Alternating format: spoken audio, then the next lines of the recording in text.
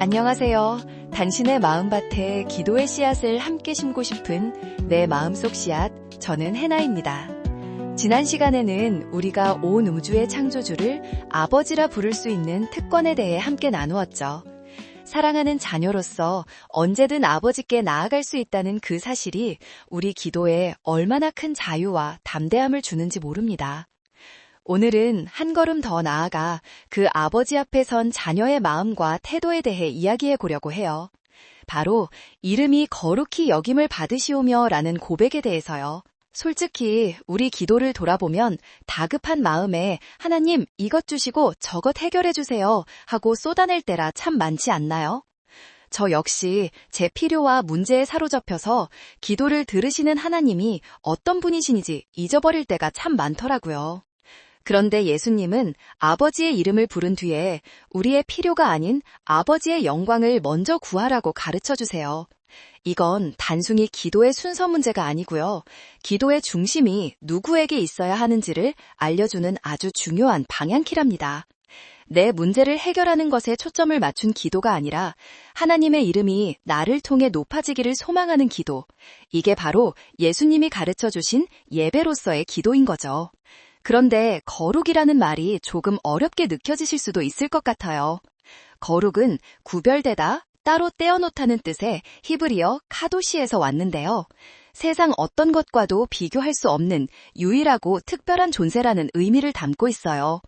그래서 아버지의 이름이 거룩히 여김을 받으시오며 라는 기도는 하나님, 제가 하나님을 제 삶의 가장 높은 곳에 둘게요. 제 삶을 통해 하나님의 위대하심을 드러내고 싶어요. 라는 진심 어린 고백인 셈이죠. 우리가 하나님을 거룩하게 만들어드리는 게 아니라 이미 거룩하신 그분의 이름을 우리가 마땅히 거룩하게 대우하고 높여드리는 거예요. 성경에서 하나님의 마음에 합한 사람이라고 불렸던 다윗 왕의 기도를 통해 그가 어떻게 자기 문제보다 하나님의 이름을 먼저 높였는지 함께 살펴보면 좋겠어요. 시편 145편은 마치 찬양의 교과서처럼 하나님의 성품과 그분이 하신 일을 노래하며 그 이름을 높이는 고백으로 가득 차 있거든요. 시편 145편 1절부터 7절까지의 말씀입니다. 왕이신 나의 하나님이여, 내가 주를 높이고 영원히 주의 이름을 송축하리이다. 내가 날마다 주를 송축하며 영원히 주의 이름을 송축하리이다. 여호와는 위대하시니 크게 찬양할 것이라. 그의 위대하심을 측량하지 못하리로다. 대대로 주께서 행하시는 일을 크게 찬양하며 주의 능한 일을 선포하리로다. 주의 존귀하고 영광스러운 위엄과 주의 기이한 일들을 나는 작은 소리로 읊조리리이다. 사람들은 주의 두려운 일의 권능을 말할 것이요, 나도 주의 위대하심을 선포하리이다. 그들이 주의 크신 은혜를 기념하여 말하며 주의 의를 노래하리이다. 다윗의 기도가 어떻게 시작되고 있는지 느껴지시나요? 그는 자신의 왕국 문제나 그를 괴롭히는 적들에 대해 먼저 이야기하지 않죠. 그의 첫 마디는 왕이신 나의 하나님이여, 내가 주를 높이고 영원히 주의 이름을 송축하리이다였어요. 그는 자신의 기도를 들으시는 분이 온 세상의 진짜 왕이심을 고백하면서 합당한 영광을 돌리고 있네요. 또 내가 날마다 주를 송축하며 라는 고백처럼 그의 찬양은 일회성 이벤트가 아니라 매일의 꾸준한 고백이었던 거죠. 기도의 중심이 나에게서 하나님께로 옮겨갈 때 우리의 관점도 바뀌어요. 여호와는 위대하시니 크게 찬양할 것이라. 그의 위대하심을 측량하지 못하리로다. 우리 시선이 내 문제의 크기에만 머물러 있을 땐 그 문제가 너무 커 보여서 절만하기 쉽잖아요. 하지만 그 문제보다 비교할 수 없이 위대하신 하나님을 바라보기 시작할 때 우리는 문제를 넘어설 소망을 발견하게 되는 거랍니다. 또 다윗의 찬양은 막연한 감탄에 그치지 않아요. 그는 주의 능한 일, 주의 크신 은혜같이 하나님이 과거에 하셨던 일들과 그분의 변치 않는 성품을 구체적으로 기억하고 선포하죠. 바로 이게 예배로서의 기도가 가진 중요한 비밀이에요. 우리가 처한 상황은 수시로 변하고 우리 감정은 롤러코스터를 타지만 하나님의 성품과 약속은 영원히 변치 않잖아요. 그래서 우리 기도가 흔들리는 감정이 아닌 변하지 않는 하나님의 성품이라는 반석 위에 세워질 때 어떤 상황에서도 흔들리지 않을 수 있는 허죠. 하나님, 지금 제 상황은 너무 어렵지만 주님은 은혜롭고 의로운 분이심을 제가 선포할게요. 바로 이 고백이 우리 기도를 능력 있게 만들어준답니다. 그렇다면 우리 일상에서 하나님의 이름을 거룩하게 한다는 건 구체적으로 어떤 모습일까요? 이게 혹시 이제부터는 내 소원은 기도하면 안 되고 하나님 찬양만 해야 하나? 라는 부담으로 다가오시나요? 절대 그렇지 않아요. 오히려 우리 기도가 훨씬 더 자유롭고 풍성해지는 비밀이랍니다. 혹시 이런 경험 없으세요?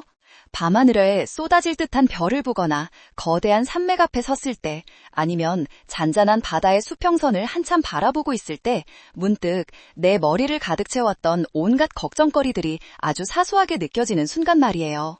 아, 세상은 이렇게 넓고 아름다운데 나는 왜 이렇게 작은 일에 끙끙대고 있었을까 하는 생각과 함께 마음이 탁 트이는 듯한 느낌이요. 이름이 거룩히 여김을 받으시오며 라는 기도가 바로 그런 역할을 해줘요.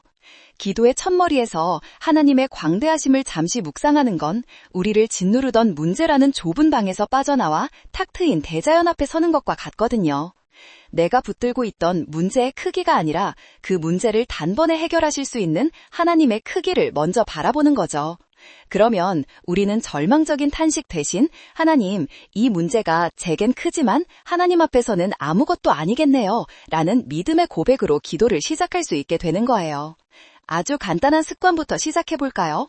기도를 시작할 때 내 문제부터 꺼내놓기 전에 잠시 멈추고 오늘 감사했던 일 한 가지를 먼저 떠올려보는 건 어때요? 하나님, 오늘 아침에 마신 커피 향이 참 좋았어요. 감사합니다. 하나님, 오늘 제 친구가 저한테 웃어줬는데 그게 참 따뜻했어요. 감사합니다. 이렇게요. 감사는 하나님의 선하심을 인정하는 가장 기본적인 찬양이거든요.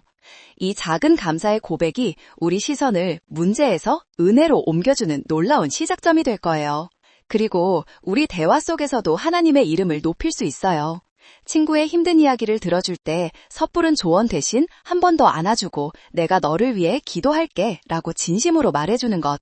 직장에서 오해를 받을 때 똑같이 맞서기보다 한 템포 참고 하나님께 맡겨드리는 것. 이런 작은 선택 하나하나가 바로 우리 삶으로 드리는 예배고 하나님의 이름을 빛나게 하는 행동이 되는 거죠. 사람들이 우리 모습을 보면서 저 사람을 이끄는 힘은 뭘까 궁금해하게 된다면 그게 바로 일상에서 하나님을 높이는 선교가 되는 거고요. 어떠세요? 이름이 거룩히 여김을 받으시오며 라는 기도가 우리를 문제의 중압감에서 자유롭게 하고 우리 삶을 더 의미 있게 만들어주는 축복처럼 느껴지지 않으세요? 우리 기도가 나의 문제 해결이라는 좁은 틀을 넘어 하나님의 영광이라는 광활한 무대로 나아갈 때 우리는 기도의 진짜 기쁨과 능력을 경험하게 될 거예요. 잠시 조용한 시간을 가지며 생각해보면 좋겠어요. 요즘 당신의 마음을 가장 무겁게 짓누르고 있는 걱정거리는 무엇인가요? 그 문제를 잠시 옆에 내려놓고 그 문제보다 훨씬 크신 하나님, 당신을 사랑하시는 아버지를 떠올려 보세요. 그리고 그 아버지께 오늘 감사했던 작은 일 한 가지를 먼저 속삭여보면 어떨까요? 이제 이 모든 묵상을 담아 함께 기도하겠습니다. 제가 먼저 기도하면 마음으로 따라오시거나 당신의 언어로 기도하셔도 좋습니다. 왕이신 나의 하나님, 영원히 주의 이름을 송축합니다. 주님, 저의 어리석음을 고백합니다. 기도의 자리에서조차 주님의 이름과 영광을 구하기보다 제 이름이 높아지고 제 소원이 이루어지기만을 바랐던 순간들이 너무나 많았습니다. 제 삶의 주인이신 주님을 한쪽에 밀어두고 제가 왕이 되어 모든 것을 제 뜻대로 하려 했습니다. 주님의 이름을 거룩하게는커녕 오히려 저의 말과 행동으로 주님의 영광을 가리지는 않았는지 돌아봅니다. 이 시간 주님의 보혈로 저의 모든 교만과 이기심을 덮어주시고 정결하게 하여 주옵소서. 아버지, 이제는 제 기도의 중심이 제 삶의 목적이 온전히 주님을 향하기를 소망합니다.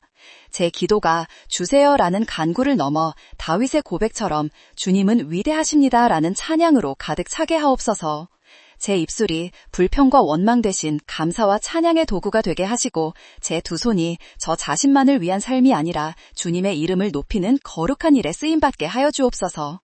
오늘 제가 만나는 모든 사람에게 제가 하는 모든 일 속에서 하나님의 선하심과 거룩하심이 드러나는 축복의 통로로 저를 사용하여 주옵소서. 우리의 기도를 들으시고 가장 좋은 길로 인도하시는 예수님의 이름으로 기도드립니다. 아멘. 오늘 함께한 기도의 씨앗이 당신의 삶에서 아름다운 열매 맺기를 소망합니다. 다음 트랙에서는 나의 작은 세상을 넘어 하나님의 위대한 비전을 품는 기도, 나라가 임하시오며 라는 고백에 담긴 의미를 함께 나누겠습니다. 함께 해주셔서 감사합니다.